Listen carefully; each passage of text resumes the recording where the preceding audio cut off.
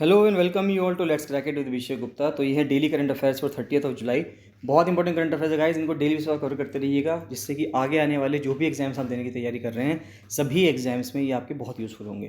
Guys बताना चाहूँगा, अगर आपने let's crack it with Vishay Gupta का यूट्यूब पर सब्सक्राइब नहीं किया है तो उसको जरूर सब्सक्राइब कर लीजिएगा। और let's crack it with Vishay Gupta का फ्री टेलीग्राम चैनल भी है, तो इसको जरूर ज्वाइन कर लेना। इसका लिंक आपको वीडियो के डिस्क्रिप्शन में मिल जाएगा। सारे अपडेट्स यहीं पे आते हैं।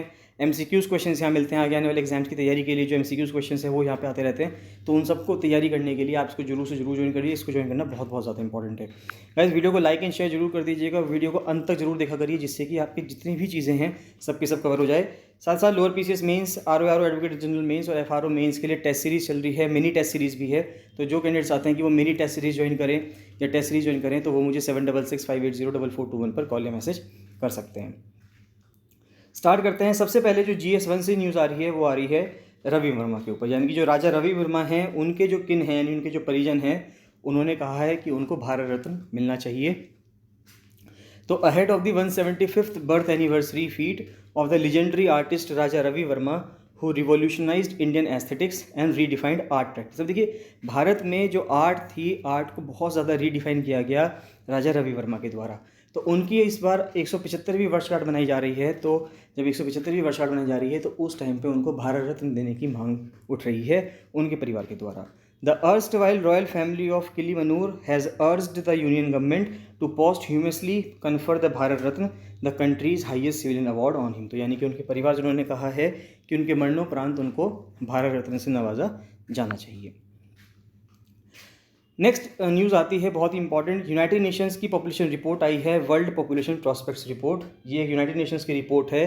तो इस रिपोर्ट को देखते हैं कि इस रिपोर्ट में दुनिया की पॉपुलेशन के बारे में क्या बताया गया है और भारत के लिए इससे क्या सीखने की ज़रूरत है या भारत के क्या फैक्ट्स हैं उससे हम समझते हैं। The United Nations has release the world population prospects report 2022। तो ये क्या है, अगर हम देखें तो इसको पब्लिश करता है public population division United Nations का, और पब्लिश किया जा रहा है इसको 1951 से। ये बायएनुअल साइकिल पर आती है, यानी कि 2 साल में एक बार आती है। फिर नेक्स्ट पर्पस अगर देखें, to provide an overview of global population trends focusing on the period from 1950 to 2050। यानी कि इन 100 सालों के लिए पॉपुलेशन के ट्रेंड को मॉनिटर करने के लिए इसको जो इसका पर्पस है वो ये है। And present a summary of key demographic prospects during the second half of the present century. की जो सेकेंड हाफ है इस प्रेजेंट सेंचुरी का, यानी कि 2050 से 2100 तक का जो भी समय होगा उसके क्या फ्यूचर प्रॉस्पेक्ट्स होंगे, डेमोग्राफिक प्रॉस्पेक्ट्स होंगे, उसको पता लगाने में मदद करती है।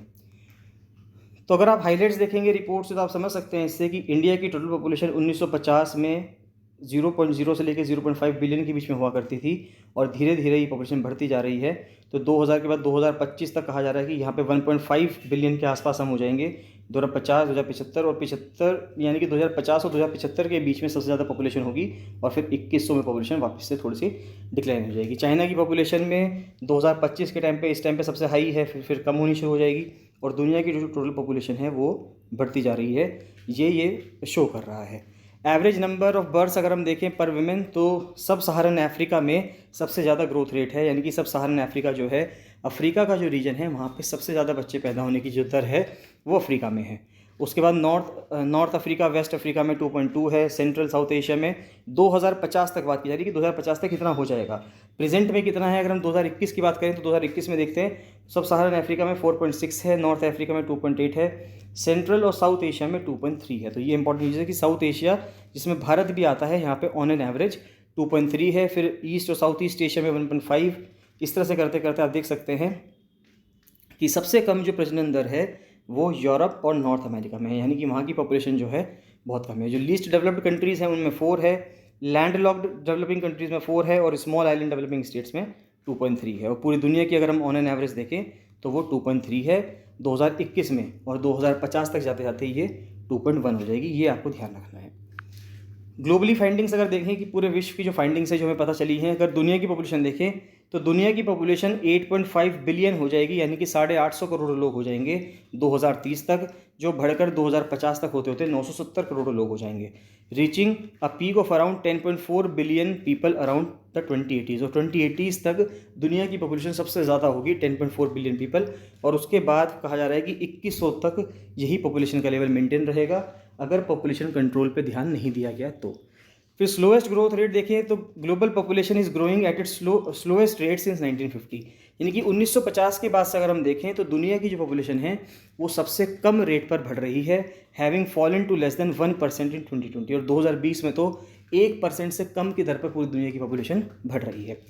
फर्टिलिटी रेट देखें तो फर्टिलिटी रेट अभी हमने ऊपर देखा ही है, ये फर्टिलिटी रेट ही होता है। तो फर्टिलिटी रेट जो है वो धीरे धीरे घट ही रहा है, और कई सारे जो कंट्रीज हैं उनका तो घटा है।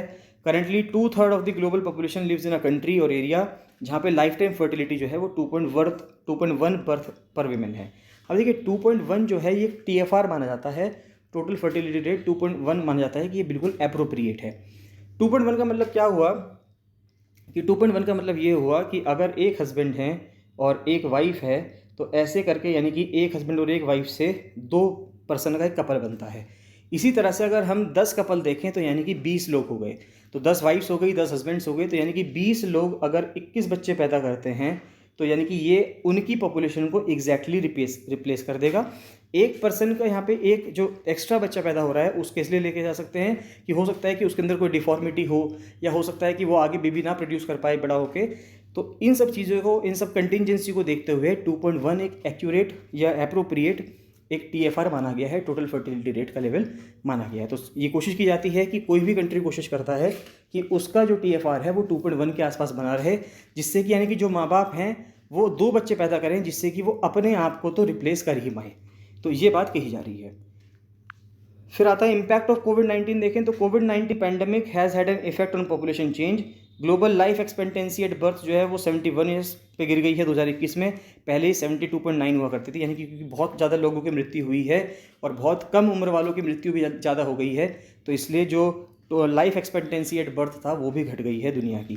फिर ग्रोथ कंसंट्रेटेड इन 8 कंट्रीज। अब ये कहना है रिपोर्ट का, यूनाइटेड नेशंस की जो वर्ल्ड पॉपुलेशन प्रॉस्पेक्ट्स रिपोर्ट है उसका कहना ये है कि दुनिया में 8 देशों में देखा जा रहा है ऐसा कि जहाँ पे ग्रोथ कंसंट्रेटेड है। तो more than half of the projected increase in the global population की जो प्रोजेक्टेड इंक्रीज हुआ है ग्लोबल पॉपुलेशन में 2050 तक वो 8 देशों में होगा, ये कहा जा रहा है। तो एक तो DRC में होगा जो कि एक अफ्रीकन कंट्री है, इजिप्ट अफ्रीकन कंट्री है, इथियोपिया अफ्रीकन है, भारत एशिया का कंट्री है, नाइजीरिया वापस से फिर अफ्रीकन हो गया, पाकिस्तान एशिया में हो गया, फिलीपींस और यूनाइटेड रिपब्लिक ऑफ तंजानिया, यानी कि अफ्रीकन कंट्रीज़ ही मैक्सिमम कंट्रीज़ हैं जिनमें 2050 तक आते आते सबसे ज़्यादा पॉपुलेशन इंक्रीमेंट होने की बात कही जा रही है। ओल्डर पॉपुलेशन की अगर बात करें, the population of older person is increasing both in numbers and as a share of the total. अब देखिए नंबर्स में भी बढ़ रही हैं, जो बूढ़े लोग हैं उनकी संख्या लगातार बढ़ती जा रही है। The share of the global population aged 65 years और above is projected to rise from 10% in 2022 to 16% in 2050। तब ये कहा जा रहा है कि 65 ईयर्स या उससे ऊपर की जो एज के लोग हैं उनकी पॉपुलेशन का जो रेशो है वो 2022 में अगर पूरी दुनिया में 10% लोग ऐसे हैं पूरी दुनिया की पॉपुलेशन के जो 65 ईयर्स प्लस हैं, 2050 तक पहुँचते पहुँचते ही इनकी पॉपुलेशन 16% तक हो जाएगी।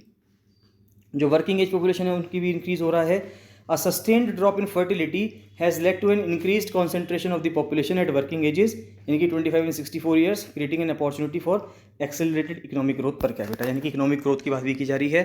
और इंटरनेशनल माइग्रेंट्स की अगर हम देखें तो around 10 countries experienced a net outflow of more than 1 million migrants. तो यानी कि 10 कंट्रीज में से ऐसा देखा गया है कि वहाँ से 1 मिलियन से ज़्यादा लोग जो हैं बाहर जा चुके हैं 2010 से लेकर 2021 तक के बीच में दूसरे कंट्रीज़ में जॉब्स के लिए। और भारत से हिसाब से देखें तो भारत की पॉपुलेशन की बात की जाए तो India is projected to surpass China as the world's most populous country in 2023। तो 2023 में ही भारत सबसे ज़्यादा पॉपुलेशन वाला कंट्री बन जाएगा पूरी दुनिया का। करंटली इंडिया की पॉपुलेशन जो है वो 1.412 बिलियन है 2022 में, अगर हम चाइना से 1.426 बिलियन से कंपेयर करें, यानी कि हम बहुत ही थोड़ा सा पीछे हैं चाइना की पॉपुलेशन के मुकाबले, और हम चाइना की पॉपुलेशन को सरपास कर जाएंगे अगले ही साल यानी कि 2023 में। India, which will surpass China as the world's most populous nation by 2023, is projected to have a population of 1.688 billion in 2050। तो भारत की पॉपुलेशन 2050 में 1.688 बिलियन कही जा रही है, which will be way ahead of China's 1.317 billion people by the middle of the century। तो ये कहा जा रहा है कि चाइना की पॉपुलेशन 2050 में 1.317 बिलियन होगी, और जबकि भारत की पॉपुलेशन 1.688 बिलियन होगी, यानी कि भारत में चाइना से भी ज़्यादा लोग होंगे, ये बात कही जा रही है। नेक्स्ट न्यूज़ आती है GS2 से, बहुत इंपॉर्टेंट न्यूज़ आती है कि हु आर द तमिल्स इन मणिपुर। अब देखिए मणिपुर में एक तमिलनाडु से कम्युनिटी वहाँ पे रहती है और कई सारी कम्युनिटी है, बहुत ज़्यादा लोग तमिल जो लोग हैं वो वहाँ पे रहते हैं। तो अब ये कौन है, कहाँ से आए हैं, कैसे आए हैं, उसके बारे में समझने की कोशिश करते हैं। तो कॉन्टेक्स्ट जो है न्यूज़ का वो ये है कि रिसेंटली न्यूज़ में क्यों रहा है ये टॉपिक। ये न्यूज़ में इसलिए रहा है क्योंकि अभी जो म्यांमार में जो मिलिट्री जनता है, यानी कि मिलिट्री रिजीम चल रही है वहाँ पे, तो उन्होंने 2 तमिल पर्सन को जो मणिपुर में रह रहे थे उनको मार दिया है। तो 2 Tamil man aged 27 and 35 were found dead in Myanmar Tamu. The man जो भी इनके नाम हैं were residents of the border town of Moreh in Manipur. तो मणिपुर के रहने वाले थे ये, मोहन एंड यारनार, इनको मार दिया गया है। तो according to reports the Tamil man had crossed over into Tamu that morning and are believe to have been shot dead by a militia aligned with Myanmar's ruling military junta. तो ये कहा जा रहा है कि उन लोगों ने तमू में, यानी कि जो म्यांमार की जो जगह है वहाँ पे क्रॉस कर लिया मणिपुर से, क्योंकि वहाँ पे बॉर्डर इतना अच्छा फेंसिंग नहीं है बॉर्डर की, तो भारत से ईजिली म्यांमार में चले गए और वहाँ पे उनको मार दिया गया, जो वहाँ पे मिलिट्री रिजीम चल रही है उसके किसी एड के द्वारा। तो अब ये तो न्यूज़ थी, लेकिन ये हमारे लिए इतना इंपॉर्टेंट नहीं है यूपीएससी पर्सपेक्टिव से या गवर्नमेंट एग्जाम पर्सपेक्टिव से, ये इंपॉर्टेंट नहीं है। जो इंपॉर्टेंट है वो है कि ये तमिल्स कौन है जो वहाँ पे रह रहे हैं। तो ब्रिटिश ईस्ट इंडिया कंपनी ने 19वीं सेंचुरी में जब वो अपने एक्सपैंड बढ़ा रहा था, फुटप्रिंट अपना बढ़ा रहा था सब कॉन्टिनेंट के अंदर, it also look towards one of the most important trading centres in Asia, the Burmese city of Rangoon, यानी कि जो यंगून है या रंगून है, तो उसकी तरफ भी उसका नज़र पड़ी ब्रिटिशर्स की, और उन्होंने उसके उस साथ भी डील करने की कोशिश की। The East India company took with them labourers and businessmen from Tamil, Bengali, Telugu, Oriya and Punjabi communities. तो कई सारे अलग अलग कम्युनिटीज़ के लोगों के साथ जो ब्रिटिशर्स थे वो वहाँ पे गए।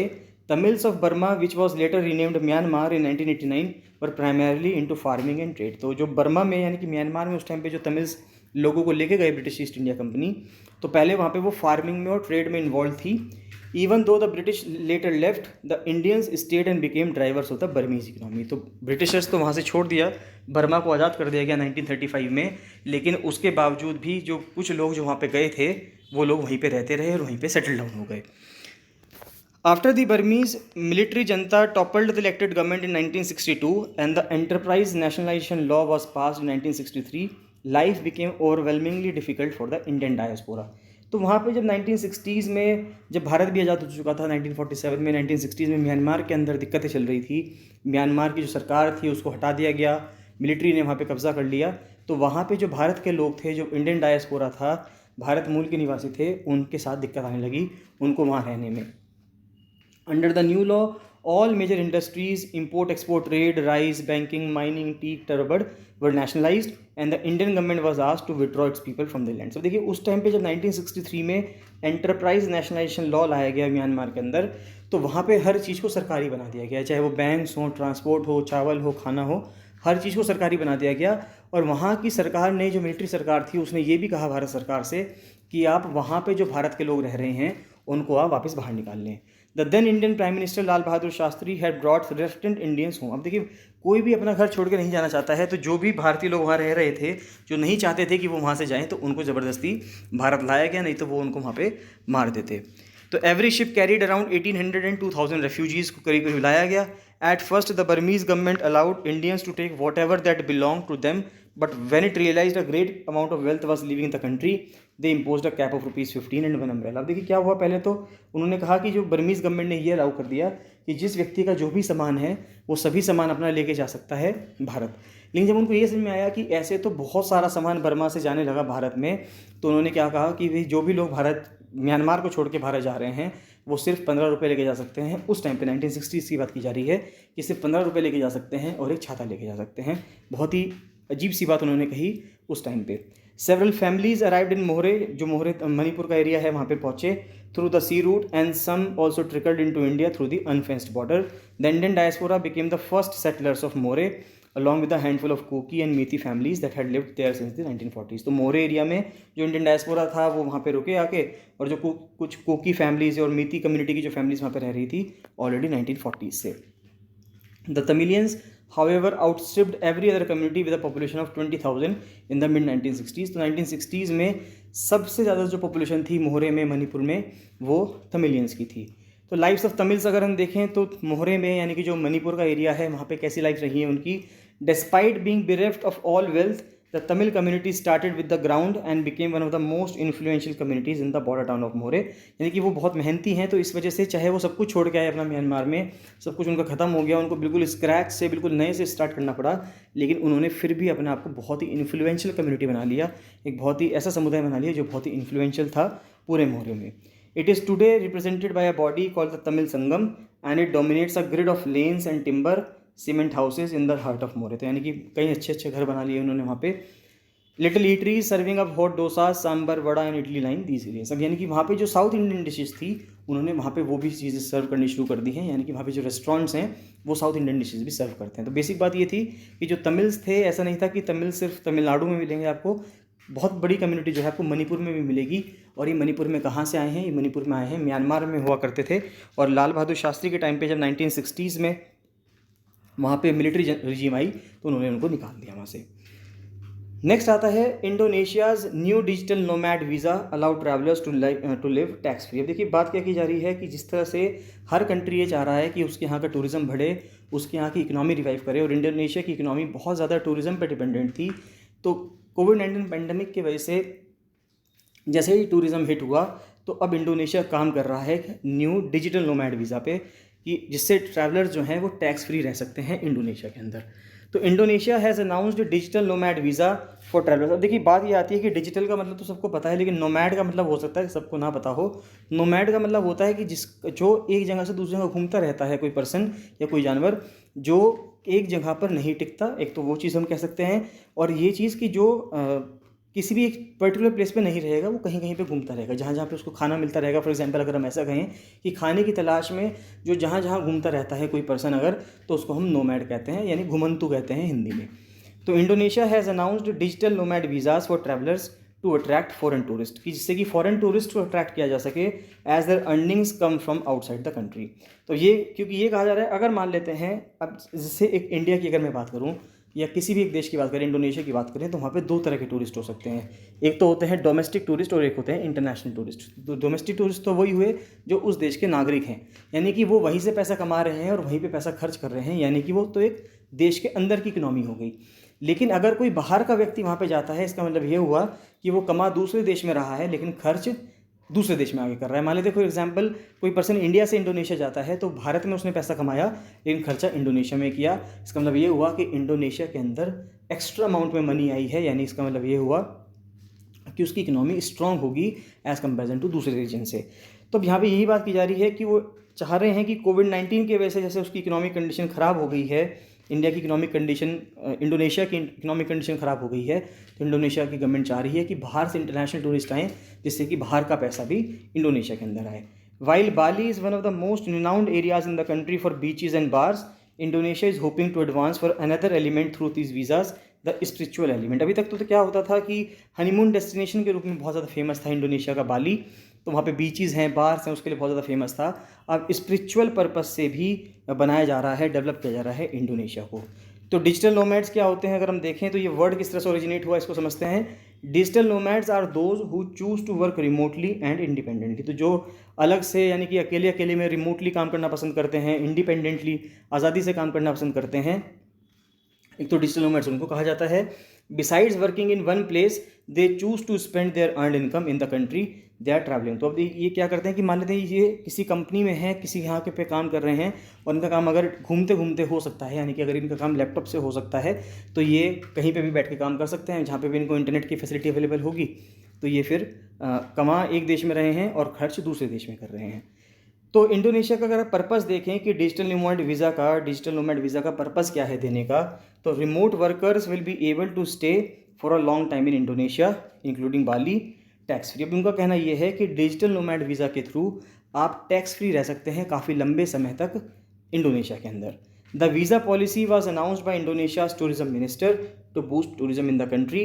ये जो होगा would be the longest digital nomad visa compare to other countries and it would be applicable for 5 years. यानी एक बार अगर आपको डिजिटल नोमैड वीज़ा मिल जाता है तो आप इंडोनेशिया के अंदर 5 साल तक रह सकते हैं। ये अब तक का दुनिया में, पूरी दुनिया में जितने भी अलग अलग कंट्रीज़ डिजिटल नोमैड वीज़ा दे रहे हैं उसमें से सबसे ज़्यादा टाइम के लिए इंडोनेशिया दे रहा है।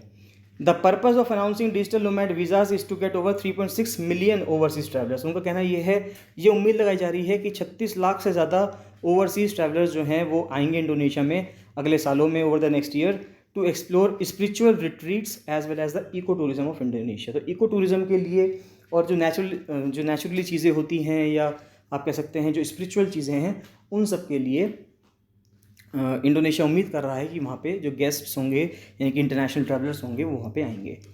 तो अगर हम देखें अब तक कौन कौन ऐसे कंट्रीज़ हैं जो नोमैड वीज़ाज़ प्रोवाइड कर रहे हैं, यानी कि घुमंतु वीज़ा प्रोवाइड कर रहे हैं, तो मार्च में इटली ने भी एक रिलीज़ किया है एक नया permit for non European union nationals और डिजिटल नोमैड्स, जो वहाँ पे 90 दिन तक रह सकते हैं बिना वीज़ा के। तो ये इंपॉर्टेंट चीज़ है कि इटली आप जा सकते हैं बिना, अगर आप यूरोपियन कंट्री के मेंबर नहीं हैं, तो आप यूरोपियन यूनियन के मेंबर नहीं हैं, तो आप 90 दिन के लिए इटली जा सकते हैं। While Antigua and Barbuda are providing nomad visas for 2 years. Antigua Barbuda 2 साल के लिए प्रोवाइड कर रहा है। बारबाडोस जो है वो 1 साल के लिए कर रहा है कि year long remote working visa वो देगा।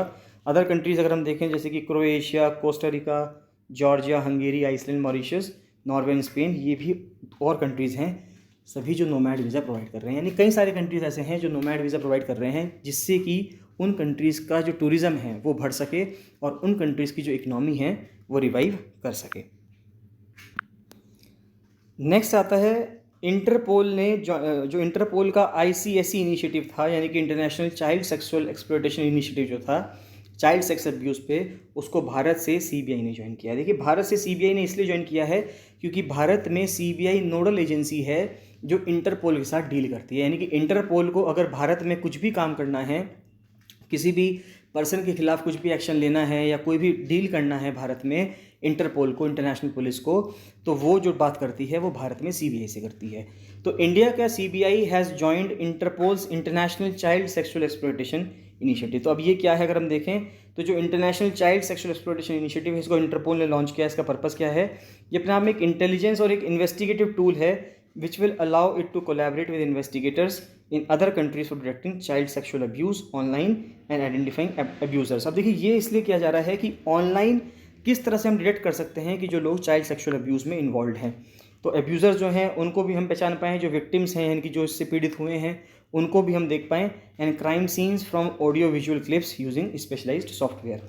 तो इसका सिग्निफिकेंस क्या है? The database avoids duplication of efforts. अब देखिए हर कंट्री अपने अपना काम करेगा, अगर हर कंट्री अपने अपने तरफ से करेगा तो कई सारी चीज़ें डुप्लीकेट हो सकती हैं।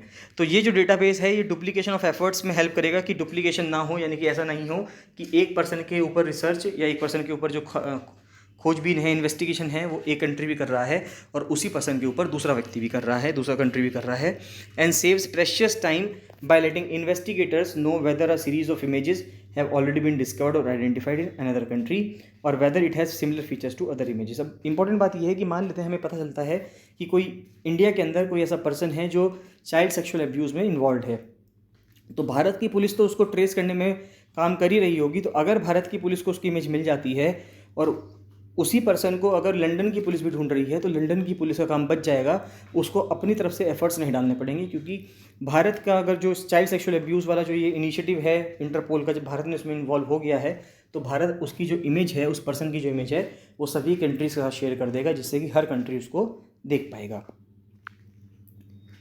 What has India done to combat child sexual abuse. अगर हम चाइल्ड सेक्स अब्यूज़ की बात करें तो भारत ने अब तक क्या किया है? इंडिया में करीब करीब 24 लाख इंस्टेंसेस ऐसे हैं जहाँ पे ऑनलाइन चाइल्ड सेक्सुअल अब्यूज़ की बात की जा रही है 2017 से लेकर 2020 के बीच में, जिसमें से जो 80% विक्टिम्स हैं वो लड़कियाँ हैं जो कि 14 साल से भी कम उम्र की हुआ करती थी।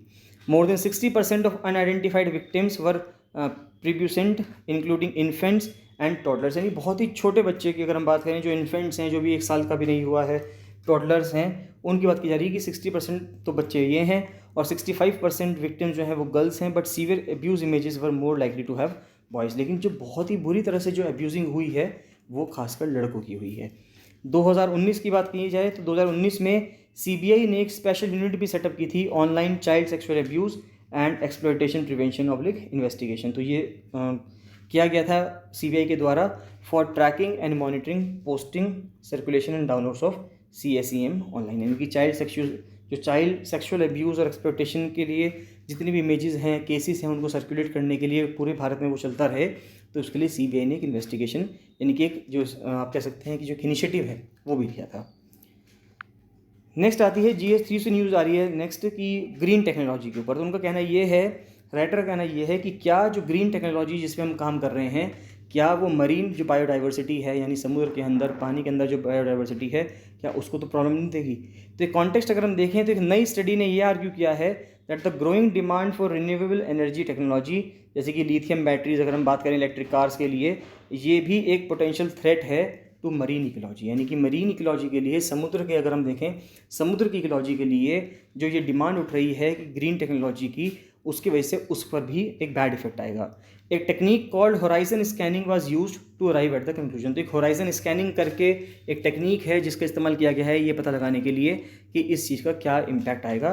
तो पहले ग्रीन टेक्नोलॉजी का इम्पैक्ट अगर हम देखें तो there is an attempt to replace fossil fuel. अब देखिए सिंपल सी बात है, सभी कंट्रीज़ कोशिश कर रहे हैं कि फॉसिल फ्यूल को हम यहाँ यूज़ करें, यानी कि पेट्रोल, डीजल, कैरोसिन, कोयला यानी कोल, इन सबको ना इस्तेमाल करें और इसकी जगह हम ग्रीन टेक्नोलॉजी यूज़ करें। तो this is an attempt to replace fossil fuel based plastic with biodegradable polymers, जैसे कि biodegradable plastic bags made of plant starches. However these materials also do not biodegrade under natural conditions in the ocean and their widespread adoption can cause marine litter as well. अब देखिए simple सी बात है, मान लेते हैं कि आप plastic bags का इस्तेमाल करेंगे तो उसकी वजह से क्या होगा, अगर वो आप इस्तेमाल करेंगे तो वो कभी भी ख़त्म नहीं होते, बहुत जल्दी से ख़त्म नहीं होते, बहुत लंबा समय लेते हैं और वो एंड अप हो जाते हैं कहाँ पे, समुद्र में। तो समुद्र में जाके वो समुद्र की गहराई में भी जो सारा प्लास्टिक वेस्ट है वहाँ पे इकट्ठा होता चला जाता है। The growing demand for renewable energy technology, जैसे कि lithium batteries for electric cars, also pose a potential threat to marine ecology. Deep sea brine pools of more saline water. देखिए ब्राइन पूल्स का मतलब क्या है, ब्राइन पूल्स, ब्राइन का मतलब क्या होता है, ब्राइन का मतलब होता है जिस पानी में नमक हम घोल के रखते हैं उस पानी को ब्राइन कहते हैं। तो अगर ब्राइन पूल्स का मतलब ये हो गया कि इस गहरे समुद्र में जहाँ पे बहुत ज़्यादा नमक घुला हुआ है पानी के अंदर, अगर जो ब्राइन पूल्स हैं of more saline water contain higher concentration of lithium and could become future sites for extraction. तो अब यहाँ पे ये कहा जा रहा है कि जो ब्राइन पूल्स हैं वहाँ पे लिथियम के बहुत ज़्यादा कॉन्सेंट्रेशन रहता है। तो अब ये उम्मीद की जा रही है कि अगर वहाँ से लिथियम मिल रहा है और जैसे जैसे लिथियम की जो डिमांड है वो बढ़ रही है, तो फ्यूचर में ऐसा भी हो सकता है कि वहाँ से इन ब्राइन पूल से लिथियम को एक्सट्रैक्ट करना शुरू कर दिया जाए, जिससे कि लिथियम की बैटरीज बनाई जा सकें। A rising demand for lithium powered electric vehicles could put these environments at risk. तो इसके वजह से समुद्र में जो अब तक ज़्यादा छेड़छाड़ नहीं की गई है वहाँ पर भी इंसान छेड़छाड़ करना शुरू कर देगा। तो ब्राइन पूल्स देख लेते हैं। Brine pools highly saline under water lakes हैं जो कि बहुत ज़्यादा टॉक्सिक माने जाते हैं ज़्यादातर के सी लाइफ को, यानी कि ज़्यादातर जो समुद्री जीव हैं वो वहाँ पे जो ब्राइन पूल होता है उसके आसपास नहीं जाते हैं। And yet they hold the promise of biological secrets that would lead to medical breakthrough. Formed when ancient salt deposits leach into the ocean, brine pools are so dense that is difficult to penetrate their surface. यानी कि ये इतने ज़्यादा dense होते हैं कि यहाँ से निकल पाना बहुत ज़्यादा मुश्किल है। There is high salinity often combined with heavy concentrations of hydrogen sulphide. यानी कि इसमें सेलिनिटी तो बहुत ज़्यादा होती है, नमक बहुत ज़्यादा होता ही है, साथ ही साथ यहाँ पे जो हाइड्रोजन सल्फाइड है वो भी बहुत ज़्यादा होता है, मीथेन गैस बहुत ज़्यादा होती है, जिसके वजह से वहाँ पे जो जितने भी क्रीचर्स हैं अगर वो ब्राइन पूल में फंस जाएँ तो उससे बाहर नहीं निकल पाते, वो सब वहीं पे उनकी डेथ हो जाती है। तो यहाँ पे देख सकते हैं आप कि ये सी फ्लोर है, अगर हम देखें 1 माइल डीप, यानी कि 1 मील गहराई में अगर हम देखें समुद्र के अंदर, तो यहाँ पे नॉर्मल सी वाटर आपको मिलेगा, यहाँ पे नॉर्मल सैलिनिटी होती है। लेकिन जैसे ही नीचे आप और ज़्यादा नीचे समुद्र के अंदर जाएंगे, तो जैसे ही जाते समुद्र के नीचे गए तो वहाँ पे आपको इंटरफेस के बाद हाई सैलिनिटी आ जाएगी, यानी कि 10 से ज़्यादा नॉर्मल सी वाटर होगा। और ये डीप हाइपरसलाइन एनॉक्सिक बेसिन है, यानी कि बहुत ज़्यादा नमक है। और नमक कहाँ आ रहे हैं, कहाँ से आ रहा है, जो एंशिएंट सॉल्ट डिपॉजिट्स समुद्र के नीचे तल में हैं वहाँ से नमक निकल के बाहर आ रहा है, जिसकी वजह से आप देख सकते हैं कि यहाँ पे एक ब्राइन पूल बन जाता है। यानी कि इस एरिया में अगर कोई भी जानवर फंसता है तो बहुत ही मुश्किल है कि वो बच जाए, वो वहाँ से मर ही जाता है। तो होराइजन स्कैनिंग की बात की जाए तो होराइजन स्कैनिंग जो है इसको एक एनवायरमेंटल स्कैनिंग भी कहा जाता है। ये एक फोरसाइट मेथड है use for discovery early signs of potential change की। इसमें पहले ही हम ये पता लगाने की कोशिश करते हैं कि कोई पोटेंशियल चेंज यानी कोई चेंज तो नहीं आने वाला। It's a systematic process that enables organisations to spot trends before the emerge. यानी कि किसी चीज़ के होने से पहले ही अगर आप ट्रेंड्स के बारे में थोड़ा पता लगा लो कि किस ट्रेंड के हिसाब से वहाँ पे चेंजेस आएंगे, तो उसको हम होराइजन स्कैनिंग करते हैं into the mainstream and identify key action points to proactively shape desirable futures. It's a technique which seeks to identify novel but poorly known issues that are likely to become important consequences over the next decade। अब ये बहुत important चीज़ है, ये line बहुत important है। उनका कहना ये है कि एक ऐसी टेक्निक है जो बहुत नॉवेल यानी कोई बहुत ही अच्छा जो कोई चीज़ है, नई चीज़ है जिस पर ज़्यादा रिसर्च नहीं की गई है, उसको पता करने में, यानी कि उस टॉपिक के बारे में पता करने में जिसके बारे में हमें बहुत कम पता है, उसको पता करने में यानी कि उसको इन्वेस्टिगेट करने के लिए बहुत अच्छी एक टेक्नोलॉजी है होराइजन स्कैनिंग, जो हमें आगे आने वाले दशक में अलग अलग टेक्नोलॉजीज़ पे, जिस पे हम लोगों ने ज़्यादा अभी तक महारत हासिल नहीं की है, जिसके बारे में हमें ज़्यादा नहीं चल पाया है, उसको मदद करने में, उसको डेवलप करने में ये मेरी हेल्प करेगी। The researchers of the study argue that this methodology is meant to primarily act as signposts, putting focus on particular issues and provide support for researchers. It is also an effective way of assembling experts from diverse subject areas, यानी कि अलग अलग area से लोग इसमें इकट्ठे हो सकते हैं, to examine common issues and formulate more comprehensive solutions. The Horizon Scan method has been previously used to identify issues that are now known to have universal environmental impact. तो Horizon Scan method जो है, जिसको पहले सिर्फ issues को identify करने में help किया जाता था, अब इसको यूनिवर्सल इन्वायरमेंटल इम्पैक्ट पता करने में भी किया जाएगा यूज़, यानी कि पूरे विश्व में जो यूनिवर्सल, अगर हम देखें तो पूरे विश्व का जो इन्वायरमेंट है उस पर कैसे इम्पैक्ट पड़ रहा है। A scan from 2009 gave an early warning about the danger that microplastics pose to marine environment is. देखिए 2009 में उसने ये बता दिया था कि आगे आने वाले टाइम पे जो माइक्रो प्लास्टिक्स हैं वो कितनी ज़्यादा दिक्कतें करेंगे, और हम देख भी चुके हैं 2018, 19, 20 से हम माइक्रो प्लास्टिक्स के बारे में काफ़ी चर्चा कर भी रहे हैं। सिंस देन कंट्रीज़ जैसे कि US, UK have banned cosmetics from containing microbeads, यानी कि जो भी चीज़ें माइक्रोबीड्स वगैरह कंटेन करती थी, पहले रखती थी, उन सबको बैन कर दिया गया है US, UK के द्वारा। नेक्स्ट इकोनॉमिक्स से न्यूज़ आती है कि फॉरेक्स रिजर्व्स यानी कि विदेशी मुद्रा भंडार क्या है और वे क्यों इंपॉर्टेंट है। अब देखिए सिंपल सी बात है, फॉरेक्स रिजर्व किसी भी देश के लिए बहुत ज़्यादा इंपॉर्टेंट होता है। अभी हम देख रहे हैं कि चाहे श्रीलंका की बात करें, चाहे पाकिस्तान की बात करें, वहाँ पे फॉरेक्स रिजर्व बहुत कमज़ोर हो रहे हैं, बहुत कम हो रहे हैं, जिस वजह से उन कंट्रीज़ की इकोनॉमी बहुत ज़्यादा वीक पड़ रही है। लाइकवाइज भारत का जो रुपया है उसकी वैल्यू को मेंटेन रखने के लिए, उसकी वैल्यू जिससे ज़्यादा ना गिरे, थोड़ी बहुत मेंटेन रहे, RBI अपने फॉरेक्स रिजर्व में से कई सारे पैसे जो हैं, कई सारे डॉलर्स जो हैं, वो मार्केट में निकाल रहा है, इंटरनेशनल मार्केट में, जिससे कि भारत के रुपये की वैल्यू बरकरार बनी रहे, मेंटेन रहे।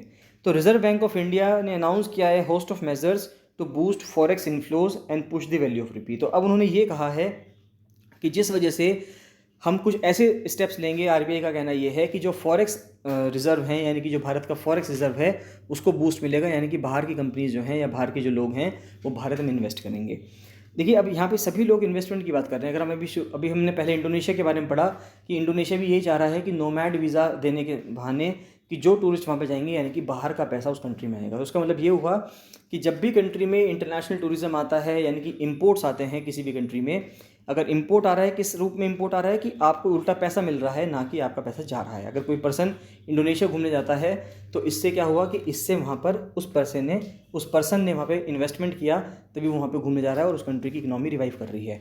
लाइकवाइज भारत में अगर कोई कंपनी भारत से बाहर से आती है तो वो भारत में पैसा इन्वेस्ट करेगी, जिससे भारत को बहुत ज़्यादा फ़ायदा मिलेगा। The steps include doubling the borrowing limits for companies from overseas to $1.5 billion. तो स्टेप्स क्या हैं कि हमें डबल करनी है बोरोइंग लिमिट फॉर कंपनीज, कि कंपनीज की जो बोरोइंग लिमिट है वो बढ़ सके from overseas to $1.5 billion, temporarily removing interest rate cap for banks to attract deposit from NRIs। की जो पहले एक इंटरेस्ट रेट पे कैप लगाया करते थे बैंक के द्वारा, तो उसको हटाया जा रहा है, जिससे कि NRIs को अट्रैक्ट किया जा सके कि वो भारत के बैंक्स में पैसे डिपॉजिट करें, जिससे कि जो बाहर का पैसा है वो भारत आ सके। Apart from the falling rupee, the country's depleting forex reserve और forex reserve is also troubling the central bank. तो सेंट्रल बैंक को बहुत दिक्कतें हो रही हैं इससे, क्योंकि फॉलिंग रुपी तो हो ही रहा है, यानी कि रुपये की जो वैल्यू है वो तो फॉल हो ही रही है, और फॉरेक्स रिजर्व भी कम हो रहा है।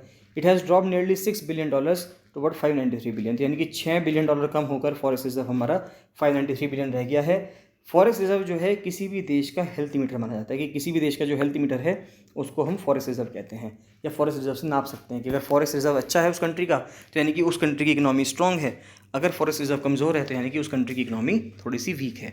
These reserves are assets. अब देखिए ये रिजर्व्स क्या क्या हो सकते हैं, ये फॉरेन करेंसीज हो सकती हैं, जैसे कि आपने डॉलर रख लिया, पाउंड रख लिया, तो फॉरेन करेंसीज हो सकती हैं।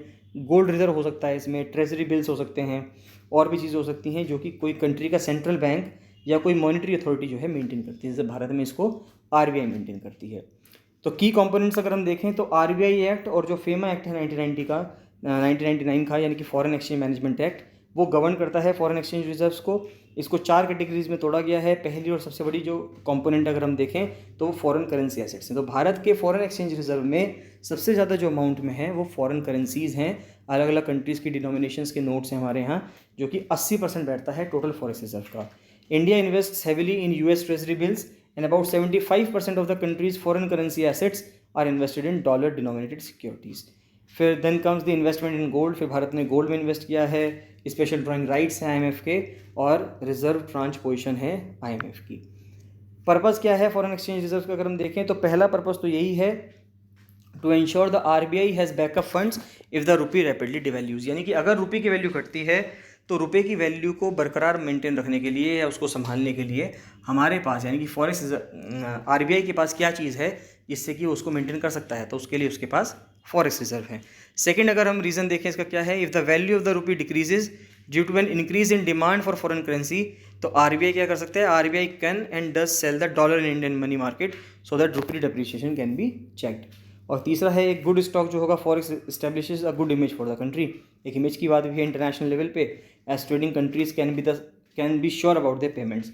तो जो दूसरे कंट्रीज़ हैं वो भी श्योर हो पाएंगे। मान लेते हैं अगर भारत का जो फॉरेक्स रिजर्व है वो मजबूत है और भारत सऊदी अरेबिया से तेल मंगा रहा है, इराक से तेल मंगा रहा है, तो किसी भी कंट्री से जब भारत तेल इंपोर्ट कर रहा है तो दूसरा कंट्री भी तेल देने में कोई दिक्कत नहीं करेगा, क्योंकि उसको पता है कि इस कंट्री का जो फॉरेक्स रिजर्व है वो बहुत ज़्यादा मजबूत है। यानी कि हम जो तेल भेज रहे हैं वो तेल हमें मिल जाएगा, उस तेल का जो पैसा है वो हमें मिल जाएगा।